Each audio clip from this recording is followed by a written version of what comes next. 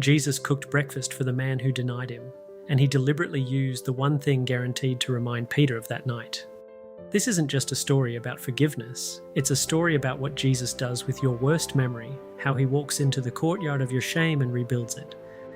Everyone knows Jesus restored Peter by asking, "Do you love me?" 3 times, but almost nobody notices the specific detail John plants to set it up. It is one of the most deliberate, devastating, and beautiful details in the entire New Testament, and it starts with a single Greek word. The word is anthrakia, a charcoal fire, and John uses it like a literary GPS to pin Peter's past to his present. But before we get to the fire on the beach, we have to understand where Peter was mentally. He's gone back to the boat, back to Galilee, back to his old life. Whatever the resurrection meant for the world, Peter assumed it couldn't mean anything for him. He had disqualified himself. In his mind, he was done. Then comes the miraculous catch. It's a replay of Luke 5, the very day Jesus first called him. Jesus is echoing the beginning to show Peter that the end isn't here yet. When Peter realizes it's the Lord, he doesn't wait. He dives, he swims, he's desperate. But as he steps onto the sand, his heart must have stopped.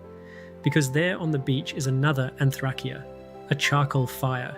Smell is the sense most powerfully wired to memory. Peter catches that scent and he's instantly back. He's back in the high priest's courtyard. He's back where he stood, warming himself while he denied knowing Jesus 3 times. And Jesus meant him to be there. The word anthrakia appears exactly twice in the whole New Testament, once in the courtyard of failure, and once on the beach of restoration. Jesus didn't just forgive Peter from a distance. He reconstructed the scene, same smell, same flicker of firelight, same number of questions as denials, and he rewrote it. Then we have the famous exchange, "Do you love me?" Now, many sermons make a huge deal out of the switch between agapao and phileo, but scholars like D.A. Carson caution against overreading this synonym swap. In John's Gospel, these words are often used interchangeably. The real weight isn't in the vocabulary. The real weight is in the 3ness, 3 denials, 3 restorations by a fire before witnesses. Jesus is methodically untying the knots of Peter's shame. Jesus doesn't pretend the denial didn't happen. He doesn't say, "Let's just not talk about that night." He walks Peter directly back into it. Grace doesn't erase the past, it redeems it. It takes the very thing that broke you and uses it to build the new version of you. As Tim Keller famously put it, the gospel means you are more sinful than you ever dared believe, yet more loved than you ever dared hope at the very same fire.